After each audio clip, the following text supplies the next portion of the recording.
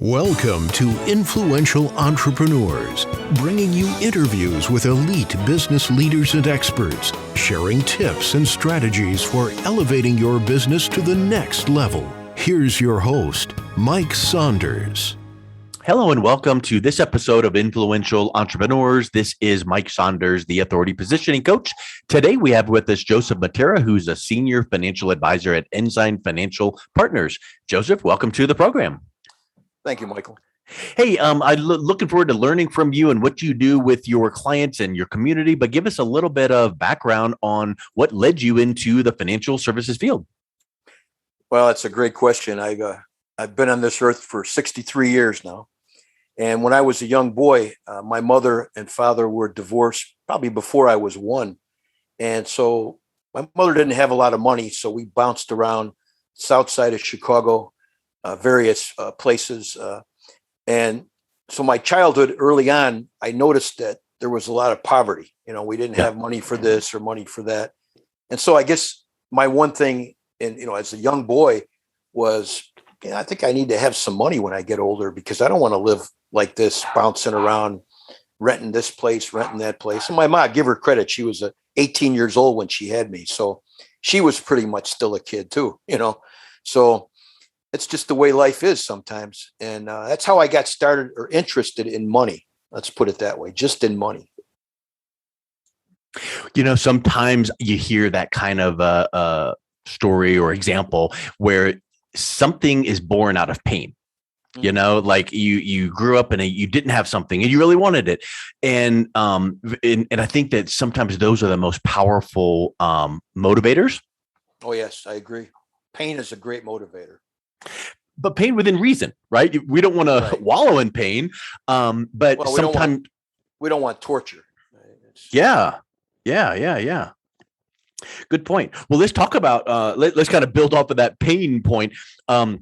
When you work with clients that are maybe dealing with a little bit of discomfort financially, let's call it some pain. What are typically they dealing with that when you work with them, you're able to help guide them through that?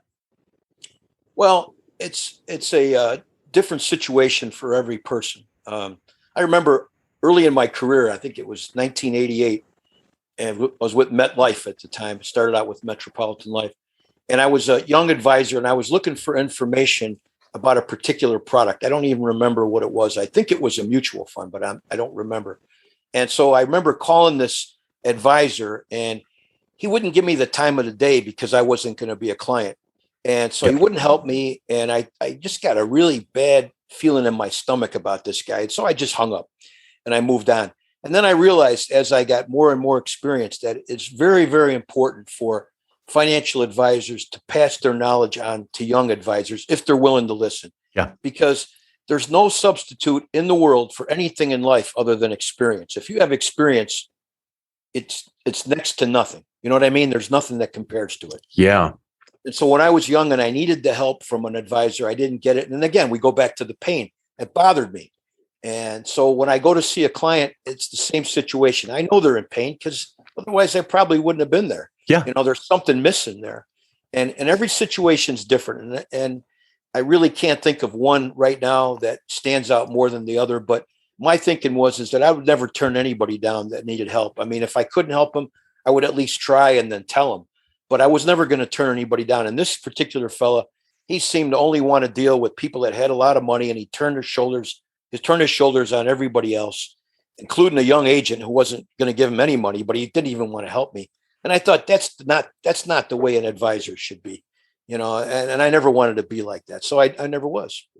Well, you bring up a great example, and that probably is a life lesson we could go down a lot of paths on. But let's go a little bit deeper, which is this. In a scenario where let's say a young couple does not have a whole lot of money to work with, that some advisors would turn their back on and just say, call me when you're a trillionaire, then we could talk. Here comes Joe Mattera, who's going to say, you know what? Down the road, I want to help you grow to where you've got a sizable nest egg and you're prepared for college and retirement and all that with the kids. Now, all of a sudden, you're giving good advice and you are developing relationships, rapport, and trust. doesn't that grow way better than you trying to, hit the big one out of the park by finding someone with a whole bunch of bucks ready to give it to Joe? Well, they might not trust anybody at that point. They want to deal with someone that's been with them for years and years. I'm a big believer in relationships, long-term relationships. I mean, I've got clients since 1988, since my first year in the business. Wow. Not as many as I'd like to have, but then again, some of them have died, and moved on, and that's just life. But I believe that if you help somebody, I'm a big believer in karma. So if you help somebody, help's coming along the way when you need it, and when you most likely, don't expect it, it comes sometimes. And I think that's what life's all about. You got to help. We're on earth to help each other. We're not on earth to hurt each other. We're on earth, and people that like to hurt each other, well, I can say to this, they got some bad karma coming to them. That's all. I really think that too many people just view that the opposite, which is what's in it for me. I want to go find that one person that's going to give me my quota or my whatever. And you know what? You heard the old saying about, dogs can sense fear. Well, I feel like families or business owners, when they're talking about finances, they can sense when that advisor is just out to just close a deal. And then they can sense when someone's just trying to develop a relationship and it's going to be long-term and they feel like, someone's going to give them some good advice. So I think that becomes a red flag when a couple or a business owner can go, hey, here's some things to watch out for when you're talking to an advisor. If they say things like this, or if they're pushing that, then that might be time just to kind of move on because they're out for themselves, not out for your best interest. Yes, that's true. And also to expand on that, you've got companies out there that, just despise financial products, whatever the product may be. And they grind it into the ground, and people that don't know any better read this and they say, well, I better stay away from that product. That's a terrible product. When in truth of the matter is that it's not. It's the person that made it that way. And sometimes that product is a perfect fit for whatever your situation is, because everybody's situation is somewhat different.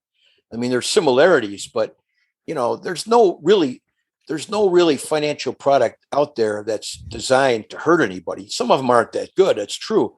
But it's the advisor's job to sort out the good ones from the bad ones and not to say, well, all this type of insurance is terrible or all this type of investment is terrible. No, that's just like saying all of one particular, group of anything is bad when it's really not. It's probably just a couple.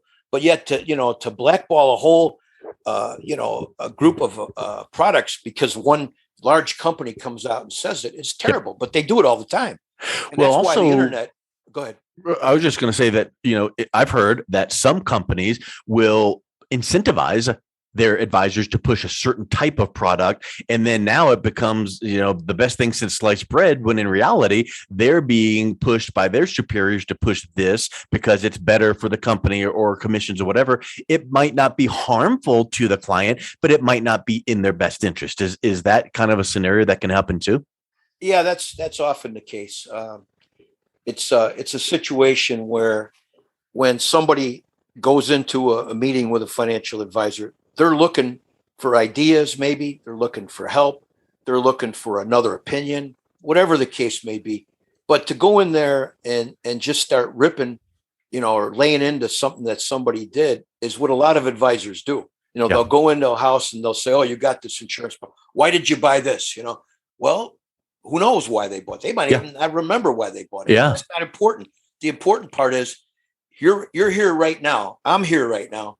What's the reason that we're together? What kind of help are you looking for? What are you looking for? So that I go in more asking questions than anything. Yes. Sometimes it may not be what people want, but that's the only way to solve financial problems is by asking questions, being informed by the client, as long as they're honest, what exactly is their need? Because a lot of times clients aren't even sure what their need is, but the more questions you ask, oh yeah, that's what it is. You're right. I do need that. I should have had that a long time ago. Or I should have done this a long time ago, whatever the case may be. But to back up and answer your question, a young family, they don't have a lot of assets. What they need to do is, first of all, have an income. You got to have an income. Mm-hmm. I mean, if you don't have an income, you don't have any money coming into your house. How are you going to eat? So you have to have an income. Second of all, don't live beyond your means. If you have an income and you're renting a $1,000 apartment and you're making $700 a month, you're going to go in debt. It's just the way numbers work. And so, people like that have to somewhat help themselves in the beginning. You got to be a little logical about it. Don't spend more than you bring in or you're going to get in debt.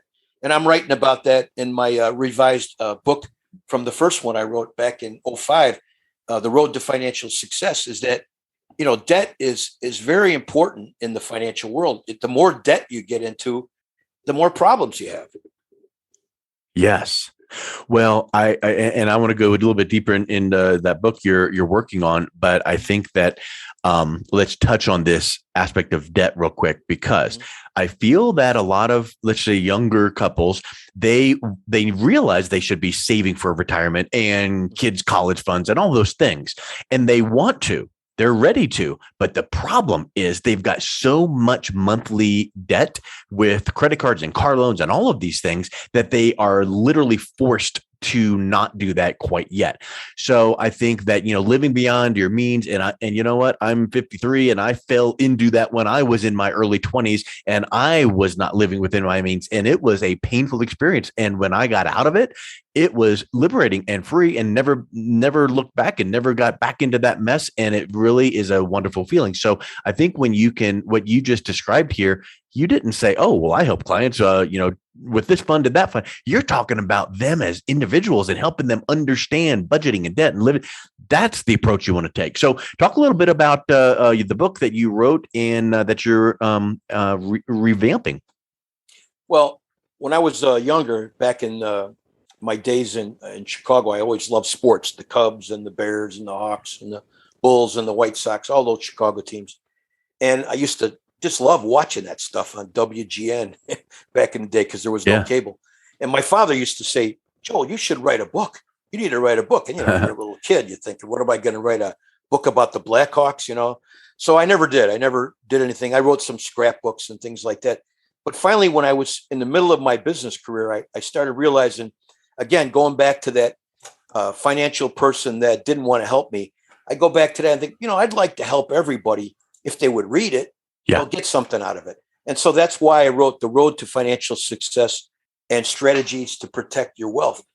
And that was back in 2005. And it was just really just laying down my experience on paper, some stories in there and some different things, but mainly about what is an annuity, what is a mutual fund, what is a stock, what do all these things mean?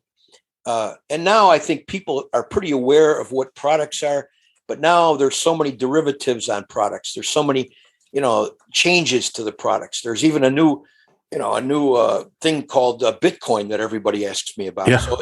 So everything's changing so much more rapidly today than back in 2005 and even in the 90s. So it was easier to explain back then, but it's not really that much more difficult to explain it today. It's just different today. That's the biggest thing. So I wanted to take that book and I wanted to revise it, and I wanted to make it more modern. And also I wanted to make it available to young agents, somebody that, hey, I'm looking for a client today, but I don't know where to look. I tried mailing things out and I tried cold calling or what have you. Nothing's working.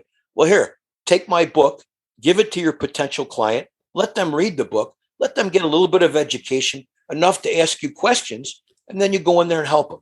And now you've already got a basis, started, which I think is fantastic. I wish somebody had done that when I started out. It would have been so easy. I mean, I was cold calling in the beginning and, whatever we could do to get to see somebody, we tried, and they do the same thing today. So yes. Yeah. I mean, here's what you hit on something really big, which from a psychological standpoint of trust, how are, like you and me right now, how are we supposed to trust if we wanted to go buy a car? Well, we might want to look online and see what the manufacturer of whatever, and then let's look at this dealer and how are young couples, business owners, or whoever looking for financial help and empowerment, how are they supposed to trust the advisor that they're speaking with? Well, many times it goes way beyond, they have a website and a brochure.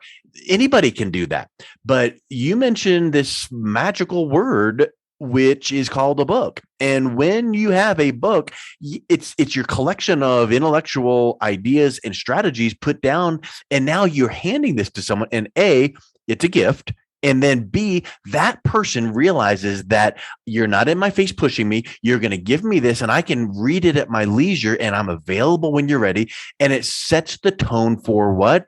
Developing a relationship. And I think that is a huge aha for people. Well, I agree. Yeah.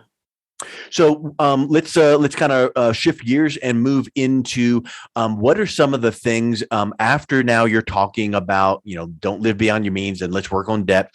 When you start getting asked a question by, couples or business owners, how should I plan properly for retirement? What are some of the broad strokes that people should keep in mind?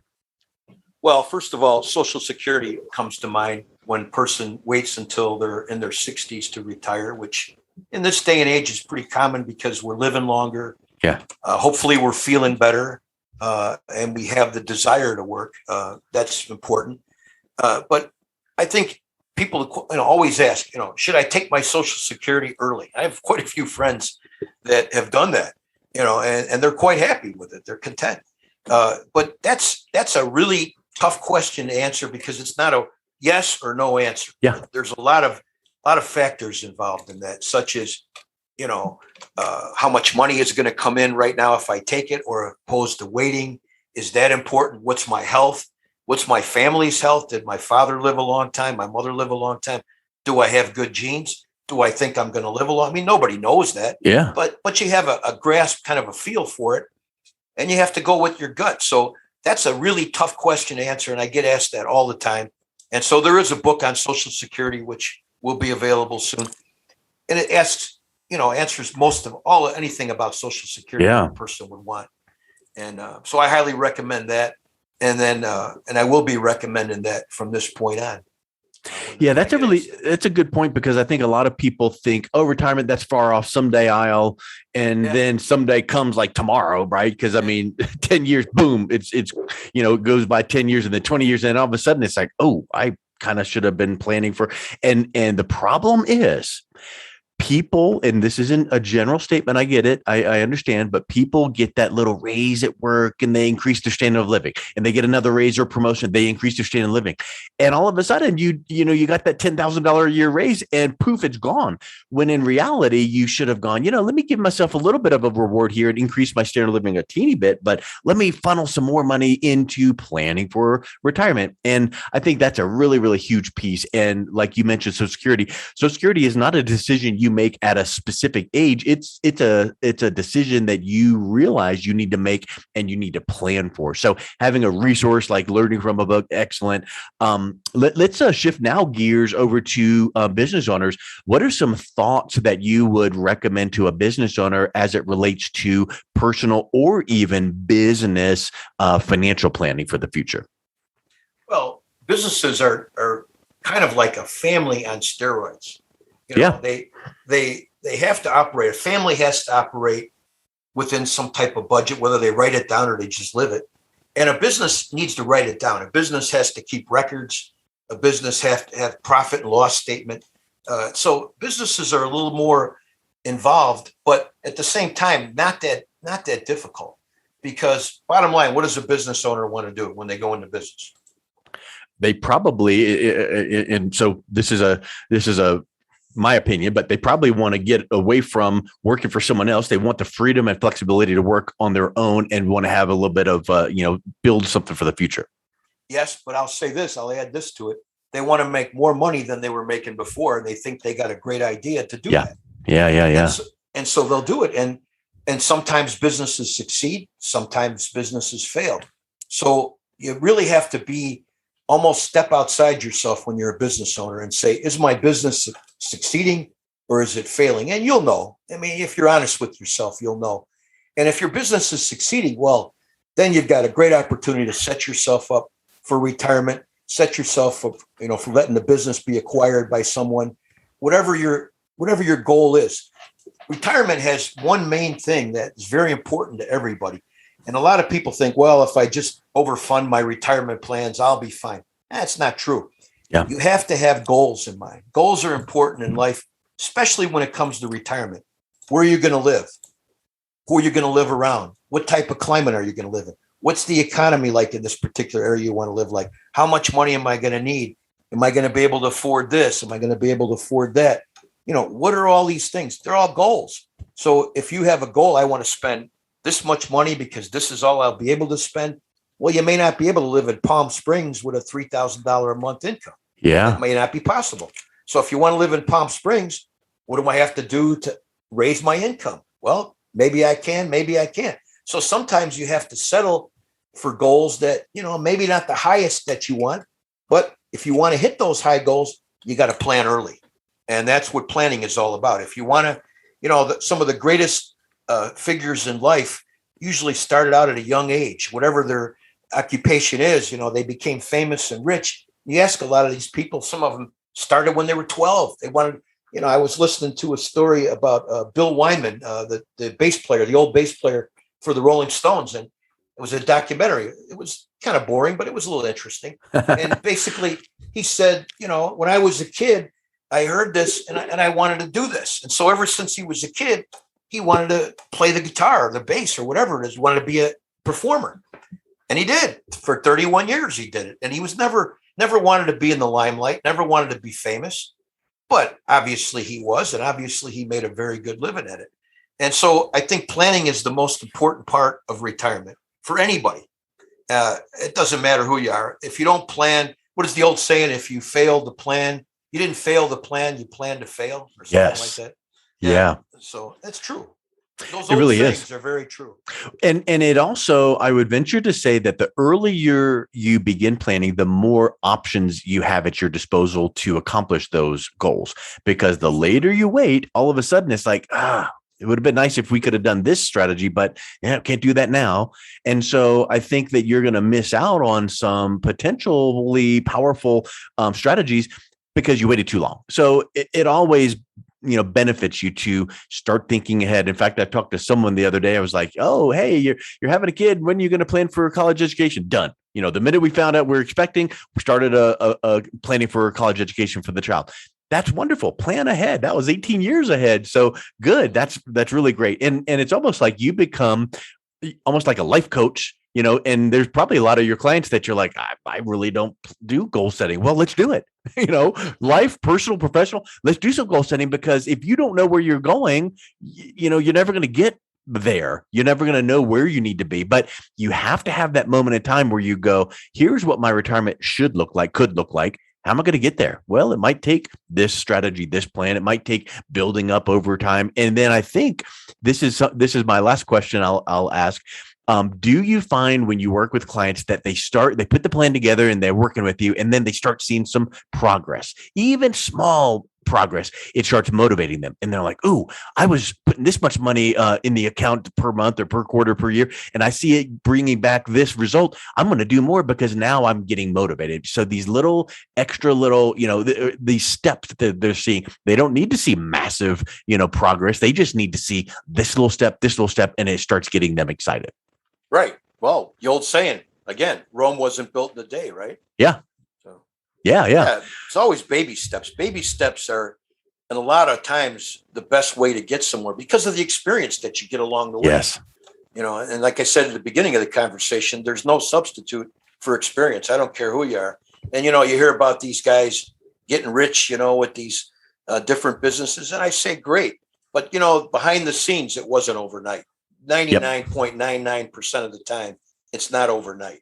It just appears that way.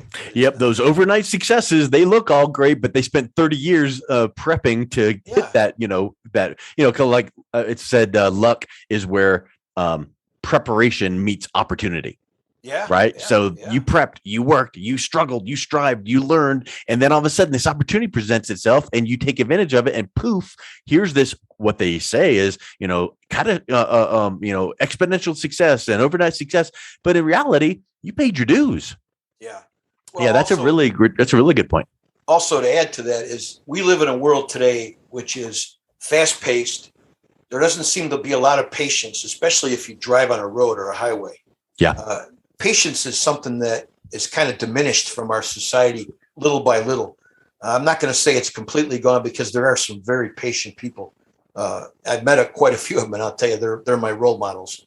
Because if you can have patience, in life, you can pretty much accomplish anything, but you have to have yourself waiting for that moment to happen. You can't expect it to happen instantly. Instant gratification is what the internet is for. It's what scam artists are for, instant gratification. Get rich now, get rich tomorrow. That if you believe something like that, you're gullible. If you're going to be gullible, you're going to be in trouble. And that's why, scam artists are so big. In fact, my old radio show, I had the district attorney on there talking about scams. And today, and the reason I'm bringing it up is today we got a world full of scam artists today. And a lot of it's because of the internet. So because it gives them the reach that they didn't have back in the day. And when you hear, I get you this return or this, whatever, all of a sudden it's like, come on now, let's Rome wasn't built in a day. And many times, if you want to gain 20 pounds, you shouldn't do it overnight. If you want to lose 20 pounds, you shouldn't do it overnight. It takes some time to create that lifestyle. Well, there needs to be a lifestyle of sound financial decisions. And to your point, boy, when you can work with someone that you trust and are building a relationship with, and they've got that experience, now they're guiding you through the retirement planning process and helping you make really great decisions. So, Joe, I would just like to wrap up by saying thanks for coming on. What's the best way that someone that might want that second opinion or might want your guidance on the road to financial success, how can they reach out and connect with you? Well, they can connect with me through LinkedIn. That's the easiest way if they don't want to talk. If they want to talk, they can call me directly at our landline here at 480-243-7097. Be happy to speak with anyone. We always go through Lola. That's my assistant. She'll set the time for us to speak. And I generally give brand new people, a half hour to an hour to just tell me what's on their mind. And that's usually more than enough time. Yeah. And if we go for a second appointment, then we go through Lola and she sets up another time. And that's the way I work. So get a hold of me on LinkedIn and you'll give that information out. Or you can call me at 480-243-7097. And if you don't get a live human, don't feel bad. There's a recording. You can leave a message. And I always encourage people, leave messages. There's nothing worse in the world today, and I think everybody will agree, by people that call your cell phone and don't leave messages. Yeah. And it says scam likely on the phone. Right.